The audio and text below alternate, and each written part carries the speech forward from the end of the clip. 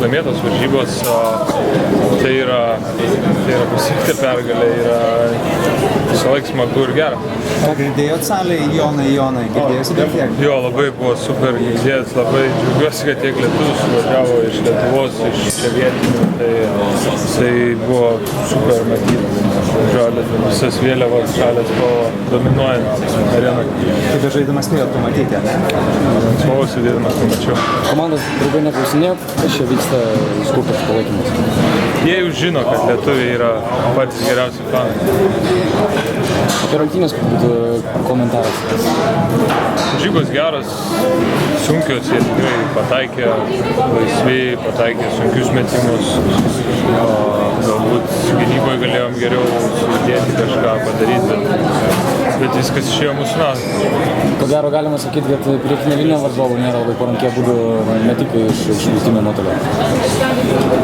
Pataikė Svitas būtent sunkius metimus, būna kartais, turi būti pasiruošęs viskam.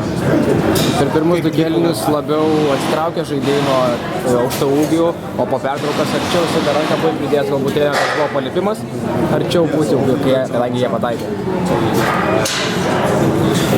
Nežinau, tiesiog žaidžiau kaip visą laiką žaidžiau. Šiaip po pertraukos geriau sekėsi gintis, gal kažką pakeitėt gynybai?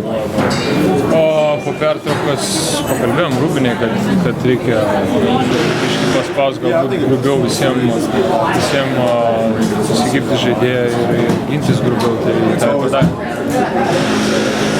Po rungtynių treneris spaudos konferencijų, kad žaisdami blogai laimėjo. Jūsų tokia pati nuomonė?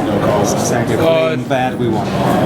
Nebuvo labai jau tokius geros varžybos, vis tiek ir klydom nemažai, tokių kvailų sprendimų pridarėm. Pametėm galbūt ir laisvų tokių metimų, bet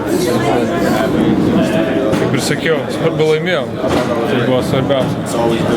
Jonai, ar turit kitokį planą, negu pabaigoje duoti DeRozanui arba Lori kamuolį ir leisti žaisti vienas prieš vieną, nes panašu, kad nebe pirmos rungtynės, kai būna keli taškai, visai, kad treneris liepia duoti kamuolį šiems žaidėjams. Tai mūsų lyderiai, tai mūsų žmonės, kurie gali įmesti, kurie geri yra viens ant vieno, tai ir ne vienas varžybas buvo ištraukę, gal šiandien neįmetė, kitas varžybas įmesti. Jonas, Lithuanian fans